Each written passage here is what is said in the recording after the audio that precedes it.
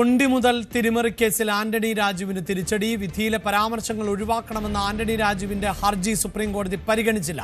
മുൻമന്ത്രിയുടെ രാഷ്ട്രീയ ജീവിതത്തിന് തന്നെ കരിനിഴൽ വീഴ്ത്തുന്നതാണ് കോടതിയുടെ നടപടി. വാർത്തയുടെ വിശദാംശങ്ങളുമായി വി വിനോദാണ് ചേരുന്നത്. വിനോദ്, നമുക്കറിയാം ഒരുപക്ഷെ ഈ തെരഞ്ഞെടുപ്പിൽ ആന്റണി രാജു തിരുവനന്തപുരത്ത് സ്ഥാനാർത്ഥിയാകാതെ പോയതിന് കാരണമാകുന്നത് പോലും ഈ തൊണ്ടി മുതൽ തിരിമറി കേസിൽ അദ്ദേഹം ശിക്ഷിക്കപ്പെട്ടു എന്നത് തന്നെയാണ്. കേരളത്തിന്റെ ചരിത്രത്തിൽ ആദ്യമായി ഒരു MLAക്ക് അത്തരം കേസിൽ ശിക്ഷിക്കപ്പെട്ട് ആ പദവി നഷ്ടപ്പെടുന്ന സാഹചര്യവും ഉണ്ടായി.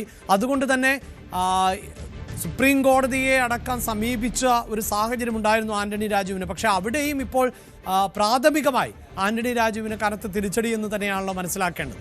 അഭിലാഷ്, ഒരു മുൻമന്ത്രിയുടെ രാഷ്ട്രീയ ജീവിതം തന്നെ വലിയ അനിശ്ചിതത്വത്തിലേക്ക് പോകുന്ന തരത്തിലാണ് ഇപ്പോൾ കോടതി നടപടി ഉണ്ടായിരിക്കുന്നത്. കീഴ്ക്കോടതി വിധിയിലെ പരാമർശങ്ങൾ ഒഴിവാക്കണമെന്നാവശ്യപ്പെട്ടാണ് സുപ്രീം കോടതിയെ ആന്റണി രാജു സമീപിച്ചത്. എന്നാൽ ഈ ആവശ്യം സുപ്രീം കോടതി ഡിവിഷൻ ബെഞ്ച് അംഗീകരിച്ചിട്ടില്ല. ദീപാങ്കർ ദത്ത, സതീഷ് ചന്ദ്ര ശർമ്മ എന്നിങ്ങനെ ജഡ്ജിമാരടങ്ങിയ ബെഞ്ചാണ് ഈ ഹർജി പരിഗണിക്കാതെ തന്നെ തള്ളിക്കൊണ്ടുള്ള നടപടിയിലേക്ക് പോയത്.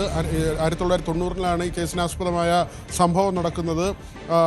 വിദേശ പൗരൻ്റെ അടിവസ്ത്രം അതിൽ തിരിമറി നടത്തി, തൊണ്ടി മുതലിൽ തിരിമറി നടത്തി എന്ന് പിന്നീട് കണ്ടെത്തുകയായിരുന്നു.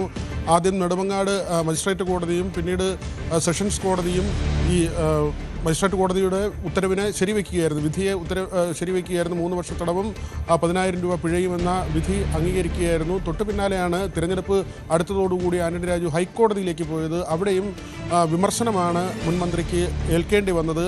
ആ വിധികളെല്ലാം തന്നെ മരവിപ്പിക്കണം അല്ലെങ്കിൽ റദ്ദാക്കണമെന്നാവശ്യപ്പെട്ടുകൊണ്ട് സുപ്രീം കോടതിയെ സമീപിക്കുന്നു. ആ പരാമർശങ്ങൾ നീക്കം ചെയ്യണമെന്നാവശ്യപ്പെടുന്നു.